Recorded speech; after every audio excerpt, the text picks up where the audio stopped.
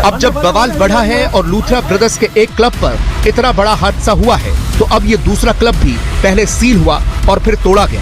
आज इस क्लब को तोड़ा गया और अब जरा पर्यटन विभाग की मजबूरी देखिए। इस क्लब को तोड़ने आए अधिकारी ये स्वीकार कर रहे हैं कि वो बार बार इस क्लब को गिराते थे और लूथरा ब्रदर्स इसे बार बार बना भी लेते थे।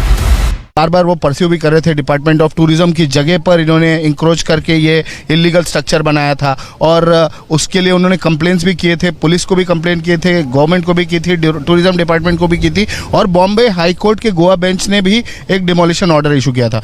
फिर भी ये क्यों खड़ा था क्लब, आज तक क्यों खड़ा? हमने ऑलरेडी एक बार ये डेमोलिश, जुलाई में डेमोलिश ऑलरेडी हो चुका है, तो ये बार बार वापस एनक्रोचमेंट कर रहे हैं।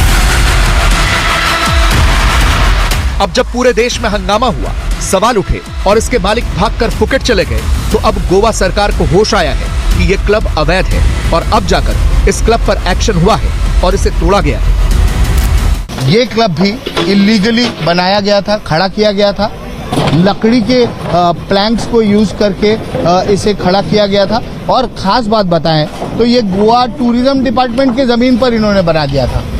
5 साल तक ये क्लब फंक्शन करता रहा, 5 साल तक ये क्लब चलता रहा। बॉम्बे हाई कोर्ट ने ऑर्डर भी दिया था, निर्देश दिए थे कि इसे डिमोलिश किया जाए, पर उसके बाद भी कुछ नहीं हुआ। जब 25 जानें चली गई हैं, उसके बाद गोवा सरकार जागी है और गोवा सरकार ने आज ये तोड़क कार्रवाई शुरू की है रोमियो लेन क्लब, वैगटोर बीच, गोवा में।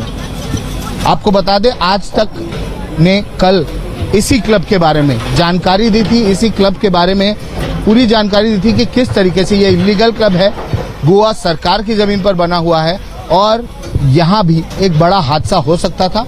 बहुत छोटा सा ब्रेक, आप